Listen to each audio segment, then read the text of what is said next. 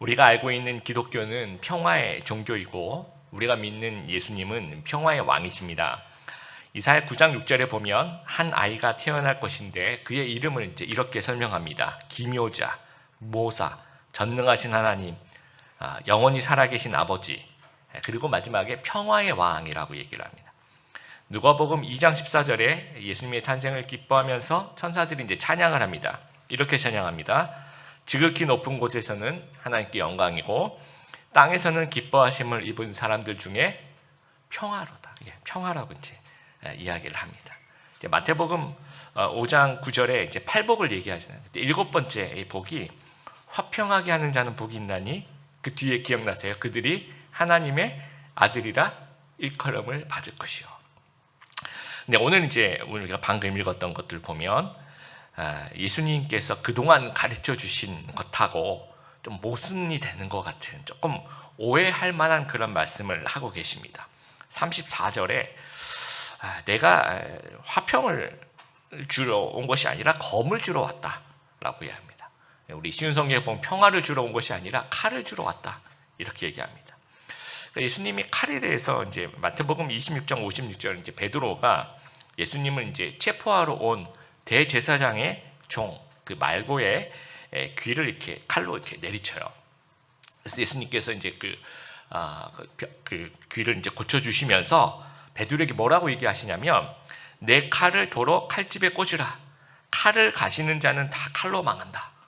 칼을 쓰지 마라. 이렇게 얘기를 하세요. 오늘 본문은 내가 너에게 검을 주러 왔다라고 얘기를 해요. 35절, 36절 사람의 원수가 자기 가족이라고 얘기를 합니다. 옛날 그 예능 중에 그 가족 오락관이라는 그런 예능이 있었어요. 그때 이제 할아버지 할머니가 이제 나와서 서로 문제를 내고 맞추고 그러는데 이제 할아버지가 이제 사자성어를 맞춘 할머니한테 문제를 내는 거야. 막 우리 같은 사이를 뭐라 그러지? 그랬더니 할머니가 아주 자신 있게 원수 그렇게 얘기를 합니다. 그러니까 할아버지가 그게 이제 정답이 천생연분이었어요. 그런 거 말고 내자로 우리 같은 사이 진짜 뭐라고 하지? 그랬더니 할머니가 더 큰 소리로 평생 왼수 이렇게 대답을 했다고 합니다. 오늘 이 36절 사람의 원수가 자기 집안 식구로라.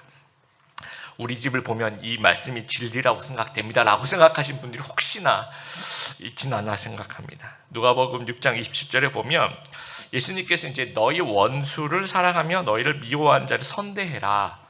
그런데 이제 오늘 말씀에 너희 집안 사람이 너희 원수가 될 거야 라고 얘기를 하십니다. 그러니까 화평하라는 말씀인지 하지 말라는 말씀인지 칼을 쓰라는 말씀인지 쓰지 말라는 말씀인지 어떻게 보면 좀 모순되는 가르침이지만 그 예수님께서 이렇게 조금 모순되는 듯한 가르침을 주실 때는 굉장히 그 중요한 교훈을 말씀하고 계실 때가 많이 있어요. 그래서 오늘 예수님께서 평화가 아니라 칼을 주러 왔다는 말씀이 무슨 말씀인지 우리가 좀 살펴보게 되길 바랍니다. 오늘의 이제 키를 가지고 있는 이 핵심 구절이 37절과 38절이에요. 37절과 38절에 반복되는 구절이 있습니다. 그러니까 예수님께서 반복하시는 말씀은 아주 중요한 핵심을 설명하시는 말씀입니다. 세 번이나 반복하는 말씀이 있는데 여러분 37절 한번 보시면 내게 합당하지 아니하고 라는 말이 있죠. 그렇죠? 그 밑에도 보시면 내게 또 합당하지 아니하며 또 38절에 나를 따르지 않는 자도 자기 십자가를 지고 나를 따르지 않는 자도 내게 합당하지 아니하며 하면서 세 번이나 내게 합당하지 아니한다. 우리 신흥성경에는 자격이 없다. 이러면 안 된다 라고 얘기해요. 그럼 어떤 사람이 합당하지 아니한 사람인가? 37절에 두 번이나 반복해서 얘기합니다. 아버지나 어머니를 나보다 더 사랑하는 자는 내게 합당하지 아니하고 아들이나 딸을 나보다 더 사랑하는 자도 내게 합당하지 아니한다. 하나님보다 무엇을 더 사랑해서는 안 된다는 거예요. 그러니까 성도로서 합당하지 않고 그렇게 하나님 외에 다른 것을 더 사랑하는 것이 성도로서 자격이 없다라는 거예요. 그러면 합당한 사람은 뭐냐? 성도로서 합당한 사람은 하나님을 최고로 사랑하는 사람 하나님이 합당하다는 거예요. 하나님이 내 인생의 최고 우선순위가 되어서 결정할 때 가장 중요한 기준으로 삼는 그 사람이 합당한 자라는 겁니다. 우리는 어떤 그 기준을 가지고 모든 일을 결정합니다. 그 기준이 우선순위라는 거예요. 그리고 그 기준이 하나님이어야 한다라는 겁니다. 믿음과 신념의 중요한 특징은요, 동조성이 아니라 분열성입니다. 동조성이 아니라 분열성. 우리가 한번 상상을 해보세요. 여러분이 이제 좀 과거로 돌아가 좀 이제 우리 대학생이라고 가정을 해보세요. 미국 LA에 있는 어느 대학으로 이제 교환 학생을 갔습니다. 여러분 이제 상상을 하는 거예요. 갔는데 이제 첫날에 이제 적응을 잘 못하고 있는데 그 미국인 학생 2명이 너무 친절하게 대해주고 너무 잘해주는 거예요.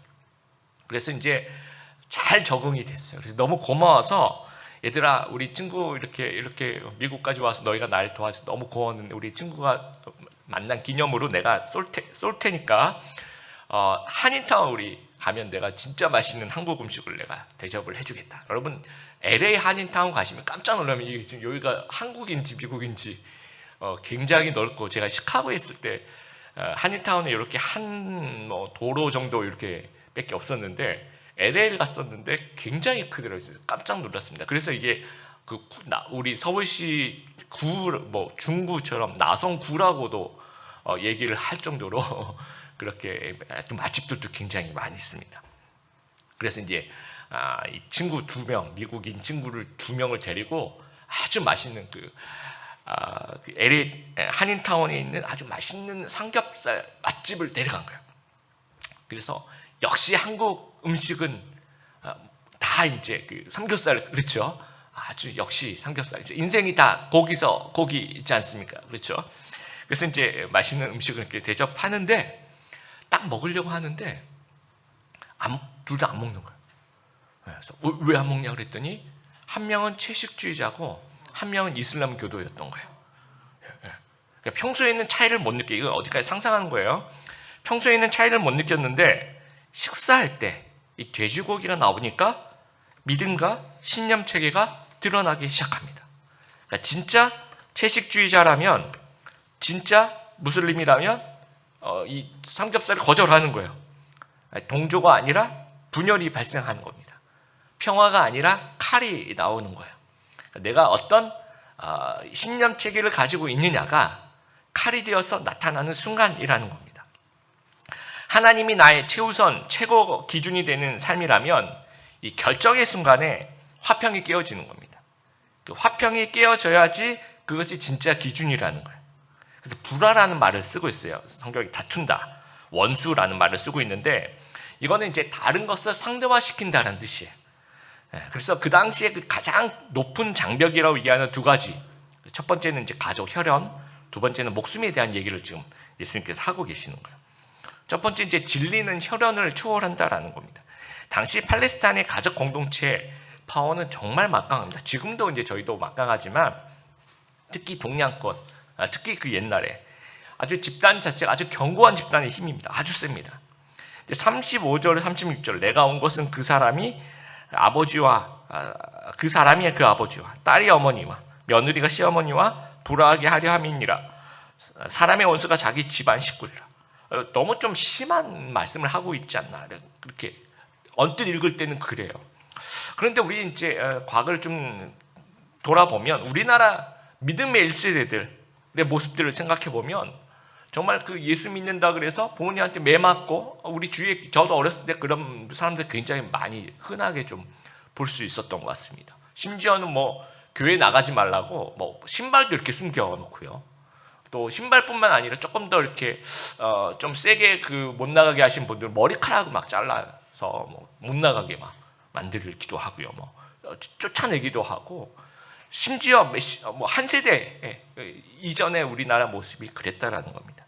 그리고 지금도 전 세계 선교지에서 종종 일어나는 그 가슴 아픈 박해의 모습, 지금도 일어나고 있는 모습이라는 거예요. 그게 이제 가정에서 일어나고 있는 모습이라는 겁니다. 예수님도 복음 전하러 이렇게 전도하러 다니시는데 가족 친지들이 왔어요. 왜 왔냐면 예수님이 미쳤다고 생각하고 잡아가려고, 그런 장면들이 이제 복음서에 나와 있습니다.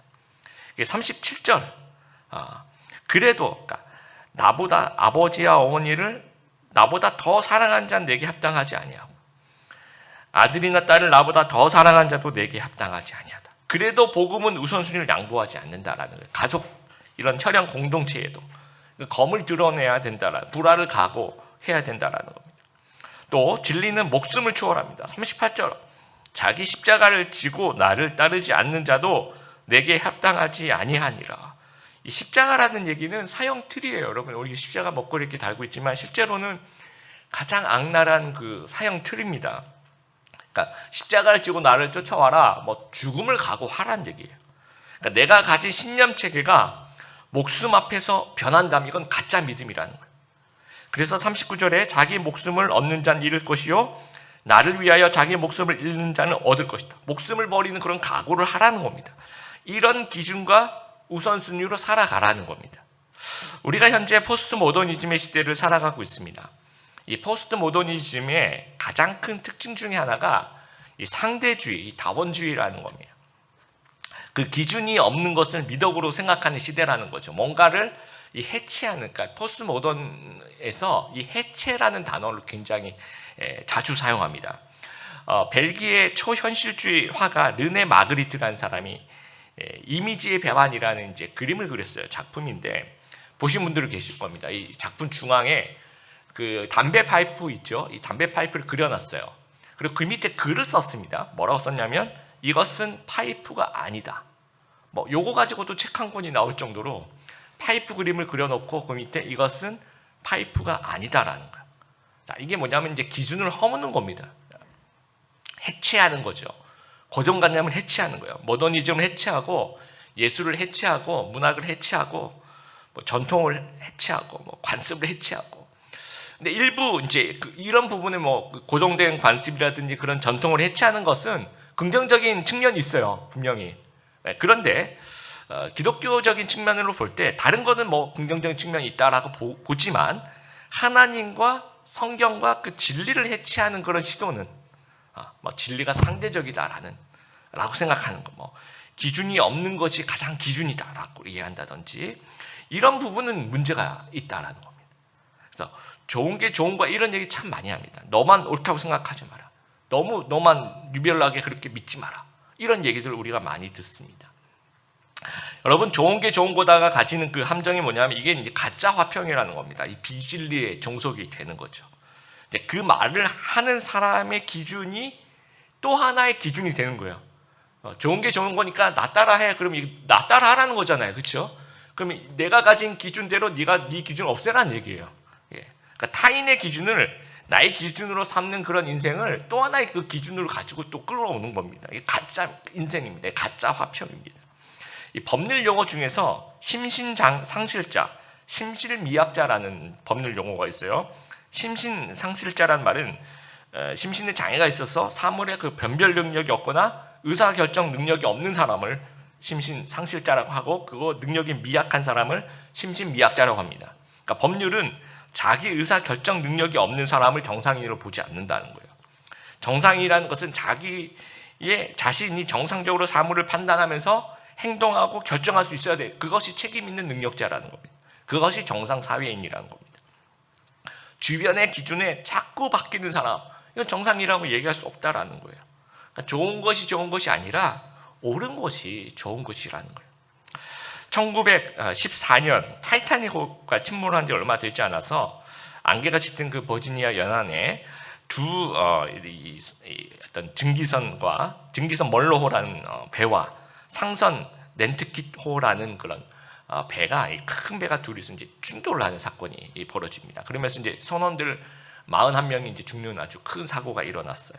그래서 뉴욕 타임즈에서 뭐 때문에 사고가 일어났는지 사고 원인에 대해서 이제 기사를 썼는데 보니까 이 멀로호 선장 에드워드 존슨이라는 사람이 이 표준 나침반, 그러니까 나침반을 가지고 있는데 이 표준 나침반과 이 선장이 가지고 있는 나침반이 한 2도 정도 차이가 난대요. 약간 다른 거죠. 근데 이 선장이 이건 몰랐냐? 아니에요. 알았어요.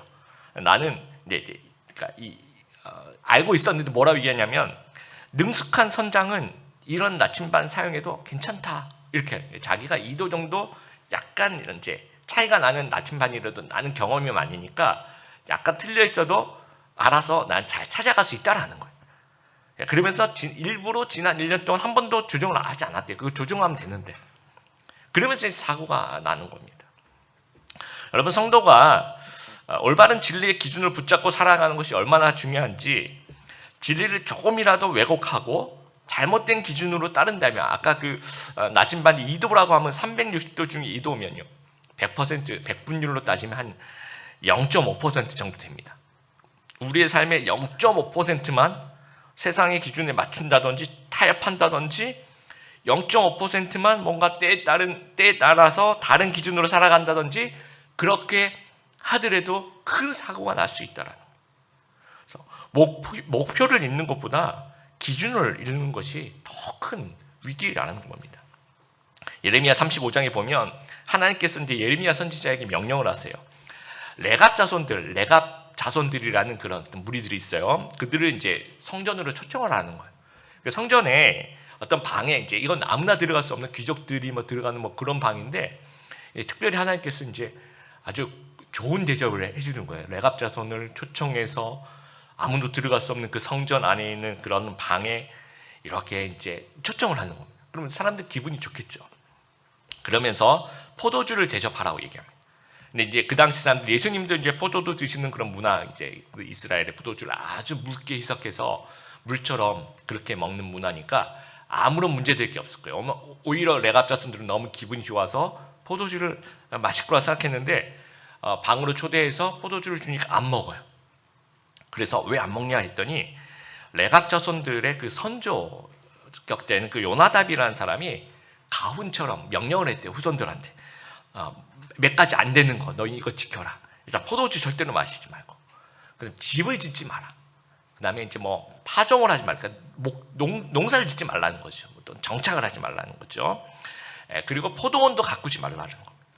그래서 그 레갑 자손들이 그 선조 요나답의 가훈과 명령을 지키는데 얼마나 오래 지켰냐면 250년 동안 꾸준히 천막에서 목축을 하면서 포도주도 마시지 않고 농사도 짓지 않고 포도원도 가꾸지 않고 그렇게 생활했다는 그런 원칙을 고수했다라는 거예요. 그러니까 하나님이 이게 옳고 그르고 따지는 문제가 아니라 하나님이 그걸 칭찬하시는 거예요. 그러니까 하나님께서 예레미야에게 레갑 자손의 모습을 보여주신 이유가 뭐냐면, 당시 이스라엘 자손들하고 이렇게 비교를 하는 겁니다. 당시 이스라엘 자손은 하나님이 그렇게 말씀을, 율법을 주셨음에도 불구하고 신앙 기준을 다 버리고 타협하고 죄짓고 우상 숭배했다라는 거예요. 그런데 너희도 레갑 자손처럼 어떤 그 원칙을 붙잡고 좀 꿋꿋하게 좀 살아가라는 겁니다. 그 말씀을 하고 있는 겁니다. 그러니까 하나님 붙잡고 그 명령을 우선순위로 삼아서 그 기준에 맞게 좀 살아가라는 거예요. 초창기 한국교회 신자들 보면 그 오늘 주시는 이 말씀의 그 가르침을 받아서 진리의 칼로 아주 당당하게 신앙을 좀 드러내는 모습들을 많이 보여줬어요. 주일 성수하고요. 옛날에는 기독교 초창기죠. 5일장이 열리던 시대였대요. 시장에 가도 5일마다 이제 시장이 열리는 거예요. 그런데 예를 들어서 5일을 가다 보면 어느 때는 주일에 걸릴 때가 있죠. 그렇죠? 그럴 때는 기독교인들이 물건 사러 아무도 안 왔대요. 교회 예배 드린다고. 그러니까 이 장 자체가 서질 않는 거예요. 그 많은 기독교인들이 오질 않으니까 파는 사람, 사는 사람이 와야지 장이 형성이 되는데. 그래서 이게 파장이 되는 거예요. 어차피 안 쓰는 거예요. 또 제사 때 절을 안 하고, 회식 때 술을 안 마시고, 심지어 주일날 수학여행도 안 갔어요. 그렇게 세상에 꼬리 내리지 않고 오히려 당당하게 세상에 맞섰을 때 이 변화들을 좀 이끌어냈었던 기억들이 납니다. 몇 년 전에 사람인이라는 곳에서 20대, 30대 그 세대의 그 직장 선택 기준을 물어봤어요. 한번 생각해보세요, 여러분. 설문조사를 해봤는데 어떤 기준으로 직장을 선택하는가 했더니 1위가 뭘까요? 다 아실 거예요. 1위는 연봉입니다. 연봉. 2위가 워라밸. 20대, 30대는 역시. 3위는 고용 안정성. 여러분이 연봉, 워라밸, 고용 안정성 중에서 여러분 어떤 선택을 하실 것 같아요? 크리스찬의 직장인이면 직장 선택 1순위가 무엇이어야 됩니까? 여러분? 생각해 보세요. 이 세 가지 아니죠, 그렇죠? 신앙이 제일 우선이에요. 신앙을 먼저 보고, 그러니까 신앙 내가 지킬 수 있는지, 또 신앙생활 할 수 있는지에 대한 것들을 먼저 보고, 그 다음에 이제 하나씩 골라가는 겁니다. 또 오늘이 이제 주일인데 여러분 코로나와 아주 무관한 아주 정상적인 우리가 코로나 다 끝났다고 생각해 보세요. 언제 끝날지 모르겠지만 다 끝나고 진짜 정상적인 주일이라고 가정을 하는 겁니다. 주일 오전이 되어서 여러분이 아침에 일어났어요. 이런 상황이면 여러분 교회에 오실 수 있을 거예요. 막 오실 수 있는지 한번 생각해 보세요. 막 오늘따라 체력이 너무 급저하가 되는 거예요. 막 너무 피곤하고 막 너무 지치고 막 기분이 영 너무 안 좋은 거예요. 그래도 여러분 교회를 가신다면 여러분 하나님이 최우선순위인 거예요. 그런데 교회 안 가고 쉰다 그러면 내 몸이 최우선순위인 겁니다. 그리고 주일날 무슨 알바를 한다든지 무슨 맛집을 놀러 간다든지 무슨 중요한 약속이 있다든지 그러면 그래도 나는 교회를 온다. 그럼 여러분이 하나님이 최우선순위라는 겁니다. 근데 난 안 간다. 그러니까 교회를 안 간다. 나는 거기를 간다. 그러면 거기가 최우선순위가 되는 겁니다. 하나님보다 더 사랑하는 것이 된다라는 거예요. 여러분 하나님 때문에 내가 좀 불편해야 돼요. 하나님이 나의 우선순위를 막 흔드셔야 돼요. 그래서 내가 그것 때문에 막 고민하고 그것 때문에 막 갈등하고 그것 때문에 기도하고 이것이 정상적인 어떤 성도의 모습입니다. 그렇게 힘들게 하나님께 순종해 나가는 그 모습, 그 우선순위를 드리는 그 모습이 그런 과정들이 정말 정상적인 그리스도인의 모습이라는 거예요. 근데 하나님과 나랑 무관하잖아요. 그러면 뭐 하나도 안 불편해요. 칼 이런 거 없습니다. 뭐 계속 화평이에요. 뭐 칼 없습니다. 왜냐하면 내가 내 인생의 주인이니까 뭐 갈등이라는 게 있을 수 없는 거죠. 이 신앙 없는 사람들의 모습입니다. 내 삶 속에 하나님으로 인한 갈등이 전혀 없다. 신앙이 없는 자의 모습이라는 거예요. 이방인의 모습이라는 겁니다. 가족 몫뿐만 아니라 나하고도 불화할 수 있어요. 신앙이라는 것이 나하고도 내가 나하고도 좀 불화할 수 있어야 되는 것이 신앙이라는 거예요. 진리의 검을 나에게도 사용해야 된다라는 겁니다. 여러분 그 운전을 하다가 또는 이제 뭐 버스를 타고 이렇게 어디 지나가다 보면 견인차 보시죠. 뒤에 이제 어떤 차량을 싣고 가잖아요. 근데 이제 뭐 통째로 그냥 싣고 가는 차도 있지만 대체로 보면 차량 전체가 아니라 앞바퀴만 딱 들어서 그렇죠. 끌고 가는 차량들 많이 보시죠, 그렇죠. 근데 이제 그게 왜 그러냐면 보통 그 승용차니까 이륜구동입니다. 보통 승용차는 그 앞바퀴가 이 방향을 결정해요. 그러니까 우리가 핸들에서 방향을 돌리면 뒷바퀴 안 돌아가고 앞바퀴만 이렇게 방향이 돌아갑니다. 그리고 그 뒷바퀴는 동력을 전달해요. 전진을 하는 거죠. 전진 후진을 하는 거죠. 그러니까 앞바퀴만 딱 들면요, 이 방향은 이 차가 운전을 할 수가 없습니다. 앞바퀴가 들리면 끝이에요. 누가 끌고 가는 겁니다. 우리 인생도 마찬가지예요. 우리 인생의 앞바퀴가 들리면 우리는 그냥 끝이에요. 내 기준 없습니다. 뭐 검 없습니다. 방향 결정 불가능합니다. 그러니까 검을 사용하지 않으면 우리가 말씀의 검을 뭐 하나님이 주신 어떤 그 우선순위의 검을 사용하지 않으면 그 앞바퀴가 들려서 끌려가는 그런 인생이 될 수밖에 없다라는 거예요. 그래서 앞바퀴가 들린 그런 인생을 살지 말게 되길 바랍니다.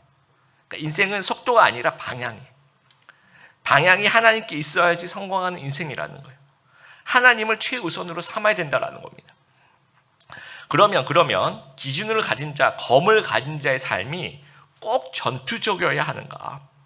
그래서 막 검을 꺼내드는 거예요. 막 아버지가 막 신앙과 어떻게 조금 반대되는 얘기를 하시면 사탄아 물러가라 막 이렇게 얘기하고, 시어머니가 막 그 성경과 좀 다른 얘기를 하면 처음부터 난 사탄인 줄 알았어. 사탄아 물러가라 막 이렇게 외치고 남편한테 막 사탄아 물러가라 그러고, 그런 건 아니라는 겁니다. 여러분 37절을 보면 아버지나 어머니를 나보다 더 사랑하는 자는이라고 얘기를 해요. 더 사랑하면 그럼 나머지는 안 사랑한가요? 그런 얘기는 아니잖아요. 더 사랑한다는 것은 둘 다 사랑하는데 이걸 더 사랑한다는 그런 얘기잖아요. 그렇죠? 그러면 둘 다 사랑하는 전제 안에서 이 말씀이 적용되어야 된다는 거예요. 그러니까 검을 가졌다고 해서 꼭 전투적일 필요는 없다라는 겁니다. 그래서 진리로 결정하지만 평화로 시행한다라는 거 따라해 보겠습니다. 진리로 결정하지만 평화로 시행한다. 하나님과 가족이 막 어떤 그 우선순위의 충돌이 일어나요. 그러면 이런 갈등이 있잖아요. 부모야, 하나님이야, 뭐 선택해, 뭐 이런 갈등이 있을 수 있잖아요. 그러면 사탄아 물러가라 그게 아니라 당연히 하나님이죠, 그렇죠? 결정은 결정은 진리로 결정하는, 당연히 하나님이지만 부모님께 죄송하면서, 부모님 죄송합니다, 제가 더 열심히 효도하고 더 잘 순종하고 더 잘 이렇게 섬기도록 하겠습니다, 이런 어떤 태도이어야 한다라는 거죠. 하나님의 우선순위를 평화롭게 시행해 나간다라는 것. 기독교는 진리와 함께 윤리와 사랑을 가진 그런 종교예요. 그것이 기독교와 이 조금 사이비 신천지나 이런 어떤 것들과의 차이입니다. 빌립보서 4장 5절, 여러분이 선하고 친절하다는 것을 모든 사람이 알도록 행동하십시오. 우리가 진리로 결정하고 평화로 시행하는 이 순서가 참 중요합니다. 결정할 때 우리가 막 평화로 결정하면 이 가짜 평화예요. 이거는 검이 없습니다. 이건 진리, 믿음이 없는 거예요. 그래서 우리가 가족과 또 우리 친구와 직장 안에서 또 이 사탄아 물러가라, 그게 아니라 당연히 우리가 하나님을 선택하고 우리의 칼을 보여드리지만 나머지도 좀 따라잡는 그런 삶, 나머지도 같이 좀 챙기는 그런 삶을 살 수 있는 저희들이 되었으면 좋겠습니다. 말씀을 좀 마무리하겠습니다. 장마철에 강물이 범람하면 죽은 물고기, 죽은 동물은 물결에 저항 없이 둥둥 떠내려 갑니다. 근데 생명 있는 물고기는 절대로 떠내려 가지 않습니다. 무엇인가 저항합니다. 여러분, 최근 예수님 때문에 화평이 아닌 칼의 기준을 사용한 기억이 있으십니까? 당신은 검을 가진 자입니까? 복음은 우선순위를 분명히 해요. 그 명확한 우선순위는 때로는 불화를 일으키기도 합니다. 진리의 칼이 주는 그 불화, 그것을 좀 견디는 것이 그리스도인의 아주 중요한 덕목 중에 하나라는 겁니다. 여러분, 타협은 가짜 평화입니다. 진짜 평화는 기준과 순서를 따르는 거예요. 분열과 갈등을 두려워하지 말고 하나님이 최우선순위라는 분명한 기준을 가지고 진리를 구별하는 검으로 단호하게 결단하고, 그러면서 동시에 사랑으로 그것을 품어내는 귀한 우리 성도님들 다 되시기를 주님의 이름으로 축복드립니다.